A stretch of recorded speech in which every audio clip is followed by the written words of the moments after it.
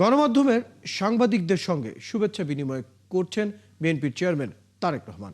রাজধানীর বনানীর একটি হোটেলে বিএনপির উদ্যোগে এই শুভেচ্ছা বিনিময় অনুষ্ঠিত হচ্ছে। সকাল 11টায় অনুষ্ঠানে যোগ দেন দেশের প্রায় সব গণমাধ্যমের সম্পাদক, বার্তা সম্পাদক সহ সাংবাদিকরা। তারেক রহমান অনুষ্ঠানে প্রবেশ করেই তাদের সঙ্গে কুশল বিনিময় করেন। 17 বছরের বেশি সময় পার করে দেশে ফিরে গণমাধ্যমের সঙ্গে এটাই তার প্রথম সাক্ষাৎ। বিএনপির চেয়ারম্যানের দায়িত্ব নেওয়ার পর এটাই তার প্রথম কোনো অনুষ্ঠানে যোগদান। অনুষ্ঠানে স্বাগত বক্তব্যে বিএনপি মহাসচিব মির্জা ফখরুল ইসলাম আলমগীর বলেন, 17 বছর পর যখন তারেক রহমান দেশে ফিরেছেন তখন দেশ কঠিন সময় পার করছে বাংলাদেশ। তার ফিরে আসায় দেশের মানুষের মধ্যে আশার সঞ্চার হয়েছে। উদার গণতান্ত্রিক ব্যবস্থা ফিরে পাবে বাংলাদেশ।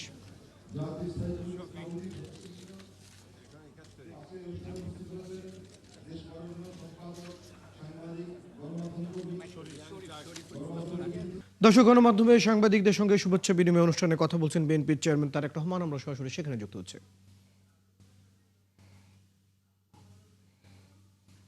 সকল উপস্থিতিবৃন্দ, আসসালামু আলাইকুম। প্রথমেই আমি আপনাদের সকলকে, সম্পাদকবৃন্দ, সাংবাদিকবৃন্দ, সংবাদপত্রের মালিকবৃন্দ সহ বীর সাংবাদিকবৃন্দ সহ যারা উপস্থিত আছেন, প্রথমেই আপনাদের সকলকে আন্তরিকভাবে আমি ধন্যবাদ জানাতে চাই।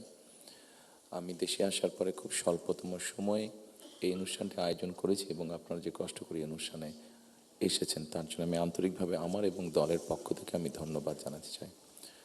সম্মানিত উপস্থিতিবৃন্দ, যারা এখানে এই মঞ্চে এসে একটু আগে বক্তব্য রেখেছেন, তাদের সকল বক্তব্য থেকে খুব পরিষ্কারভাবে কয়েকটি জিনিস বোধহয় ফুটে উঠেছে, অর্থাৎ আগামী দিন, ফিউচার।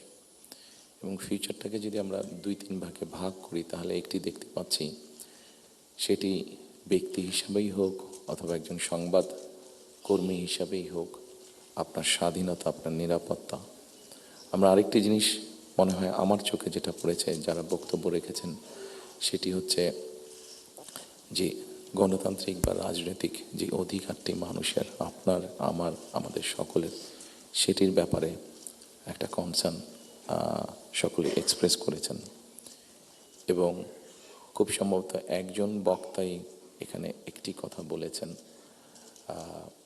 সেটি হচ্ছে যে আগামী দিন, ফিউচারটা কেমন হবে ধারণা আছে। তবে সারাক্ষণই দেশের সাথে আমার যোগাযোগ ছিল।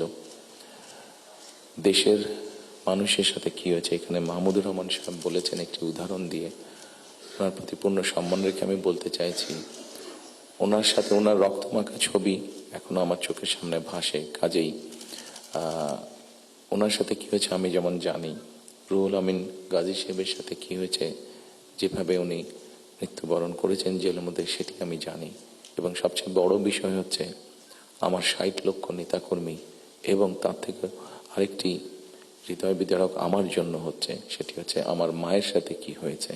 কাজে এই ঘটনাগুলো যদি আমরা সকলে সবগুলোকে এক করি, তাহলে যারা দেশে ছিলেন আপনারা, তারা অবশ্যই আমার থেকে একটু বেটার ভালো জানবেন। তবে আমি একদম যে জানি না বোধহয় বিষয়টি তা নয়, আমার একটি ধারণা আছে।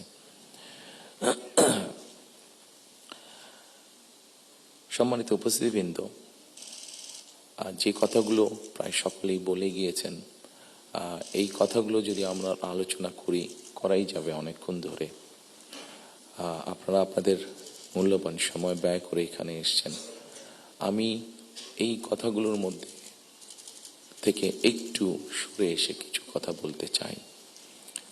আমাদের সমস্যা ছিল, আমাদের সমস্যা আছে। অবশ্যই আমরা 5ই আগস্টের আগে ফিরে যেতে চাই না। আমি আমার অবস্থান থেকে যদি চিন্তা করি, আমার এক পাশে 1981 সালের একটি জানাজা, একই সাথে আমার এক পাশে 2025 সালের 31শে ডিসেম্বরের একটি জানাজা, আর আমার আরেক পাশে 2024 সালের 5ই আগস্টের একটি ঘটনা। কাজে আমার মনে হয় এটি শুধু বোধহয় আমার একার জন্য নয়, যারা আমার দলের নেতা কর্মী সদস্য এবং সামগ্রিকভাবে পুরো দেশের মানুষের সামনে বোধহয় এই দুটি উদাহরণ বোধহয় সবচাইতে বাদ বিবেচনা করার জন্য সবচেয়ে ভালো উদাহরণ যে আসলে 5ই আগস্টে ফিরে যাওয়ার কোনোই কারণ নেই আমাদের। প্রিয় উপস্থিতিবৃন্দ, হিংসা, প্রতিশোধ, প্রতিহিংসা একটি মানুষ, একটি দল বা যেভাবে আমরা বিবেচনা করি তার পরিণতি কি হতে পারে আমরা দেখেছি 5ই আগস্ট। এবং আমি সেজন্যই সকলকে অনুরোধ করব, দলমত নির্বিশেষে আমাদের মধ্যে মত পার্থক্য থাকবে, কিন্তু আমরা যদি চেষ্টা করি তাহলে সেই মত পার্থক্যের মধ্যে রেখে আলোচনার মাধ্যমে সেটি অনেক সমস্যার সমাধান হয়তো আমরা বের করে আনতে সক্ষম হব। কিন্তু কোনোভাবেই সেটি যাতে মত বিভেদের পর্যায়ে চলে না যায়। মত বিভেদ হলে জাতিকে বিভক্ত করে ফেললে কি হতে পারে আমরা দেখেছি। আজকে সেই জন্য অনেকের মুখে অনেক হতাশার কথা আমরা শুনি, কিন্তু তারপরেও আসার কথা হচ্ছে যে তাদের কাছে ভবিষ্যতের চিন্তাও আছে, ভবিষ্যতের পরিকল্পনা আছে। এখানে একজন বক্তা বলেছেন, পানির কথা বলেছেন। ওনার সাথে আমার কিছুদিন আগে কথা ছিল, ওনার সামনে আমি আরো বিষয় তুলে ধরেছি। আমার দেশে ফিরে আসার পরে আমি যে কবার আমার বাইরে যাওয়ার একটু বেশি সুযোগ হয়েছে, আমি সাভারে গিয়েছিলাম, আরো কয়েকটি জায়গায় গিয়েছিলাম। আমার কাছে মনে হয়েছে নতুন প্রজন্ম একটি গাইডেন্স চাইছে, নতুন প্রজন্ম একটি আশা দেখতে চাইছে। শুধু নতুন প্রজন্ম না, আমার কাছে মনে হয়েছে প্রত্যেকটি প্রজন্মই মনে হয় কিছু একটি গাইডেন্স চাইছে। আমরা যারা রাজনীতিবিদ করি আমাদের কাছে হয়তো অনেক প্রত্যাশা, সকল প্রত্যাশা হয়তো বা পূরণ করা সম্ভব নয়, কিন্তু আমরা রাজনীতিবিদরা যদি 1971 সাল, 1990 সাল, 2004-এর 24 সালের 5ই আগস্ট এই সবগুলোকে আমাদের সামনে রেখে আমরা যদি দেশের স্বাধীনতা, দেশের সার্বভৌমত্বের জন্য কাজ করি, তাহলে নিশ্চয়ই আমার কাছে মনে হয় একজন রাজনৈতিক কর্মী হিসাবে আমি দৃঢ়ভাবে বিশ্বাস করি আমরা জাতিকে একটি সঠিক ডাইরেকশনে নিয়ে যেতে সক্ষম হব। আমি জানি না এটা কতটুকু রিলেটেড, একটি ছোট ঘটনা আপনাদের সামনে তুলে ধরতে চাই। আমাকে চিকিৎসার জন্য এই দেশ থেকে 2008 সালে চলে যেতে হয়েছিল যুক্তরাজ্যে। 2008 সালে যাবার পরে 2010 সালে সেখানে প্রথম একটি নির্বাচন আমি দেখেছিলাম।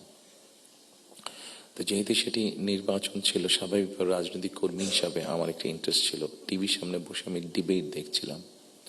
সেখানে দুজন নেতার মধ্যে, দুটি মেইন দলের নেতার মধ্যে, লেবার এবং কনজারভেটিভ, অনেকদিন ধরে লেবার ছিল, 2010 সালে নির্বাচনে কনজারভেটিভ আসে। তো দুই দলের দুই নেতার মধ্যে একটি আলোচনা হচ্ছিল। খুব দুঃখজনক হলো, বাংলাদেশ বাদই দিলাম, শুধু ঢাকা শহরের মধ্যেই কোনো অ্যাম্বুলেন্স সার্ভিস নেই। গত 54-55 বছরে আমরা মানুষের চিকিৎসা সেবার জন্য অ্যাম্বুলেন্স সার্ভিস গড়ে তুলতে সক্ষম হইনি। এটি খুবই দুঃখজনক ব্যাপার। তো এই অ্যাম্বুলেন্স সার্ভিস নিয়ে দুই নেতার মধ্যে তখন কথা হচ্ছিল। খুব সম্ভবত তখন, যতটুকু আমার মনে আছে, তখন এমার্জেন্সির জন্য অ্যাম্বুলেন্স সার্ভিস কল করলে 20 মিনিটের মতন সময় লাগতো আসতে অ্যাম্বুলেন্সের। একজন বলছে 20 মিনিট লাগে, এটাকে আমরা 19 মিনিট করবো। আরেকজন বলছিল যুক্তি তর্ক দিয়ে যে 20 মিনিট লাগে, এটাকে আমরা 15 মিনিটে নিয়ে আসবো। অর্থাৎ একজন 1 মিনিট কমাচ্ছে, একজন 5 মিনিট কমাচ্ছে। এই কাজটি তারা তাদের জনগণের জন্যই করতে চাইছে। আমার মনে হয় এখানে যেটা একটু আগে মাহফুজ আলম সাহেব যে পানির কথাটি বললেন, খুব সঠিকভাবে বলেছেন। ঠিক এখন যেভাবে চলছে এইভাবে যদি চলে, আমার যতটুকু ধারণা আগামী 10 থেকে 15 বছর, হার্ডলি 20 বছর পরে ঢাকা শহরে কোনো জায়গায় থেকে পানি আমরা পাবো না। আমাদের বুড়িগঙ্গা নদী সম্পূর্ণ রকম পলিউটেড, 100% পলিউটেড। শীতলক্ষা নদী 50%-এর মতন পলিউটেড। এখন মেঘনা নদী থেকে পানি আনার চেষ্টা করা হচ্ছে, আসছে বোধ একটা প্রজেক্ট কাজ হচ্ছে, কিন্তু এটার পানিও আগামী 10 থেকে 15 বছর মধ্যে পলিউটেড হয়ে যাবে। ঢাকা শহরে যে 3.5 কোটি মানুষের মতন মানুষ বাস করছে, এদের কেউ পানি পাবে না। পানির অপর নাম জীবন। সারা দেশে যদি এই সমস্যা শুরু হয় তাহলে বিষয়টি কত ভয়াবহ হতে পারে। আমার মনে হয় এইরকম বিষয়গুলি নিয়ে বোধহয় এখন আলোচনা হওয়া উচিত। সেটি সংসদে হোক, সেটি বিভিন্ন সেমিনারে হোক। কারণ তা না হলে একটি ভয়াবহ ভবিষ্যৎ আমাদের সামনে অপেক্ষা করছে হয়তোবা, which is very unwanted. সম্মানিত উপস্থিতিবৃন্দ, একই সাথে আমরা যদি একটু খেয়াল করে দেখি, আমাদের 20 কোটির মতন মানুষ এই দেশে, এবং এই দেশে 20 কোটি মানুষের মধ্যে একটি বড় অংশ হচ্ছে তরুণ সমাজের সদস্য। এই তরুণ সমাজের সদস্যদেরকে বিভিন্নভাবে আমাদেরকে উপায় বের করতে হবে কিভাবে তাদের কর্মসংস্থানের ব্যবস্থা হয়, সেটি দেশের ভিতরে হোক, সেটি দেশের বাইরে হোক। আমরা যদি এটি সক্ষম না হই এই কাজটি করতে, তাহলে আমরা 5ই আগস্ট বলি, 90-এর আন্দোলন বলি, 1971 সালের স্বাধীনতা যুদ্ধ বলি, আমাদের মনে হয় খুব সম্ভবত প্রত্যেকটি প্রত্যাশা ধ্বংস হয়ে যাবে। এখানে একজন সংবাদকর্মী, নারী সংবাদকর্মী, নারীর নিরাপত্তা বা নিরাপত্তা নিয়ে কথা বলেছেন উনি। আমরা মনে করি নিরাপত্তা শুধু নারীর না, নারী পুরুষ উভয়ের ক্ষেত্রে হওয়া উচিত। ছোট যদি একটি এক্সাম্পল দিই, খুব সম্ভবত বাংলাদেশে বছরে 7,000-এর মতন মানুষ, খুব সম্ভব গত বছর 7,000-এর মতন মানুষ রোড অ্যাক্সিডেন্টে মারা গিয়েছে। আমার কাছে বিষয়টি খুব অস্বাভাবিক লাগে। আমার ধারণা আপনারা যদি একটু চিন্তা করেন, আপনাদের প্রত্যেকের কাছে বিষয়টি অস্বাভাবিক লাগবে, কিন্তু ঘটনাটি ঘটছে, কোনো বছর বেশি, কোনো বছর কম। এই অস্বাভাবিক ঘটনাটি কেন ঘটবে? একজন মানুষ রোড অ্যাক্সিডেন্টে অধিকাংশ ক্ষেত্রে যারা মারা যাচ্ছে, আমরা যদি তাদের সামাজিক স্ট্যাটাসটা দেখি, খুব যে অবস্থাপন্ন লোক, যারা আর্থিকভাবে সচ্ছল, তারা যে মারা যাচ্ছেন তা না, কিন্তু যেই মানুষগুলো মারা যাচ্ছে সেই মানুষটি হয়তো বা তাদের ফ্যামিলির অনলি আর্নিং সোর্স। মারা যাওয়ার পরে সেই ফ্যামিলিটির কি হচ্ছে, অথবা লোকটি যদি পঙ্গু হয়ে যায়, মানুষটি যে পঙ্গু হয়ে যায়, তাহলে তার ফ্যামিলির উপরে কি হচ্ছে, এই বিষয়টি বোধহয় আমাদেরকে নজরে আনা উচিত। এরকম অনেকগুলো বিষয় আছে, যে বিষয়গুলো আমার মনে হয় রাজনৈতিক দলগুলোর মধ্যে চিন্তা ভাবনা হওয়া উচিত। এখানে শাইখ সিরাজ সাহেব বসে আছেন, ওনার একটি বিখ্যাত প্রোগ্রাম আছে কৃষি সংক্রান্ত। আমাদের দেশে কৃষকদের কি অবস্থা এখন, সেই বিষয়টি বোধহয় আমাদেরকে বিবেচনা করা উচিত। উনি ভালো বলতে পারবেন, আমার যতটুকু ধারণা আছে যে মানে সরাসরি জমিতে কৃষিকাজের সাথে জড়িত জমির মালিক এরকম কৃষকের সংখ্যা প্রবাবলি 1.5 কোটির মতন সারা বাংলাদেশে, 1,50,00,000-এর মতন। এর মধ্যেও ডিফারেন্ট ক্যাটাগরির কৃষক আছে। এই কৃষকদের বিভিন্ন অসহায়ত্বের নিউজ আপনাদের সংবাদপত্রে প্রকাশ হয়।